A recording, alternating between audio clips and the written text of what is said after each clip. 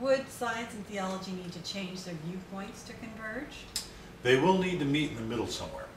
Science, by way of proof from the predictions of quantum magnetism, will need to accept that one half of the substance of the universe is consciousness.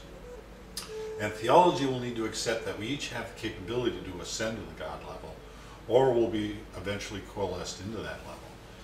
But that's not going to be an easy transition. It won't happen anytime soon. It'll probably take many decades for a large percentage of people in the middle of those two factions to paradigm shift, and at least hundreds of years for the melding of both factions to converge to more common ground. So you won't be around to receive any credit for helping the convergence? No. The best I can hope for is that it does eventually take place, for what I think will be for the betterment of humankind. And who knows, maybe I'll be the Copernicus of this idea. Not the one that gets the accolades, but the first to suggest it as completely as this. In the future, some Galileo-type personality can step forward, introduce these ideas into the mainstream, and initiate the new paradigm shift. When humankind passes through this paradigm shift, this convergence of science and theology, will anything else change? Religion will be validated in a way it never has before. No longer will a belief in God be considered a leap of faith, but rather as a scientifically accepted fact of the design of the universe. But also there'll be a new understanding that the line separating us from God is not so big after all, since we all took part in the Big Bang expansion as part of that single entity. Also, since there will be this deeper understanding that this is not the only life we live, people will probably take their immortal existence more seriously, and that should result in a more peaceful planet.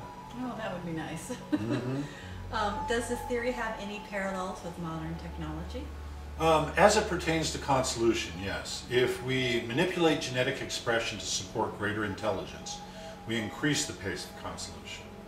This, of course, must be balanced with the teachings that provide for greater connectedness, love. A form of teaching I think will become more prevalent during and after the convergence.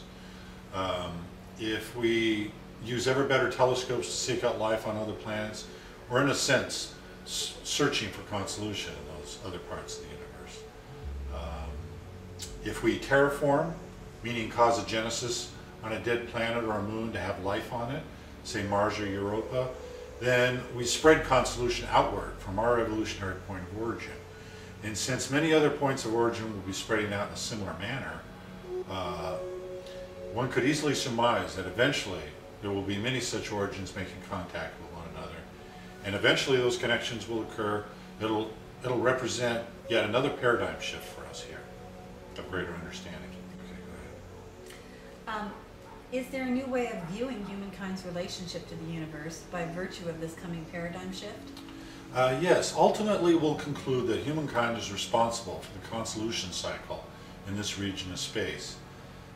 In my opinion, we need to start by providing much greater protection for biodiversity, which represents the graduated links of consciousness to the human level, before we can begin to think about spreading consolution to different planets by terraforming. And regarding biodiversity, one sideline idea arising out of this understanding of contramagnetism is that by cataloging contramagnetic readings for other complex species, we'll establish a thought level threshold, and any species above that level, like dolphins, whales, apes, tigers, and so forth, would be guaranteed greater protection. After all, if we can establish that all life forms have the same motives of consciousness as we do, then we should be willing to elevate their status to a level worthy of greater protection than they currently receive. Don't you think? Oh, absolutely, absolutely.